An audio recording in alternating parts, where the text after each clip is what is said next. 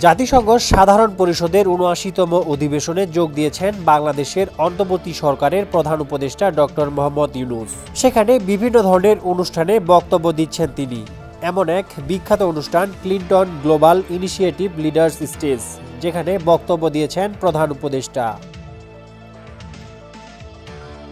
এই অনুষ্ঠানের বক্তব্যে ডক্টর ইউনূস বিগত সরকার কিভাবে ছাত্র জনতার উপর গুলি চালিয়ে হত্যাকাণ্ড ঘটিয়েছে এবং সেই তাজা গুলির সামনে কিভাবে ছাত্ররা বুক পেতে দাঁড়িয়েছে সেই গল্প শোনান বিশ্ব নেতাদের। বক্তব্যের এক পর্যায়ে কথা বলা শুরু করেন নতুন বাংলাদেশ নিয়ে। বাংলাদেশের গণ অভ্যুত্থানের কথা বলার সময় তিনি দর্শকদের জানান এখানে তাদের কয়েকজন প্রতিনিধি রয়েছে। যুক্তরাষ্ট্রের সাবেক প্রেসিডেন্ট বিল ক্লিনটনের সঞ্চালনায় এই অনুষ্ঠানে ডক্টর ইউনূস তার বিশেষ সহকারী মাহফুজকে মঞ্চে ডেকেই আখ্যা দেন বিপ্লবের পেছনের কারিগর হিসেবে। এছাড়াও তার দুই সহকারী প্রেস সচিব সুচিস্মিতা তিথি এবং নাইম আলীকেও স্টেজে ডেকে এনে কথা বলেন ডক্টর ইউনূস।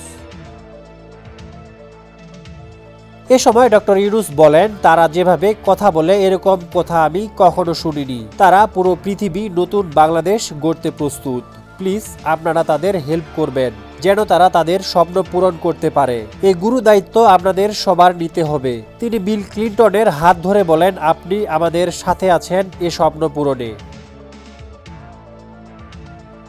ডক্টর ইউনূস মাহফুজকে দেখিয়ে বলেন, গণ অভ্যুত্থানের পেছনের কারিগর মাহফুজ। যদিও মাহফুজ সবসময় বলে সে নয়, আরও অনেকে আছে, কিন্তু সে গণ অভ্যুত্থানের পেছনের কারিগর হিসেবেই পরিচিত।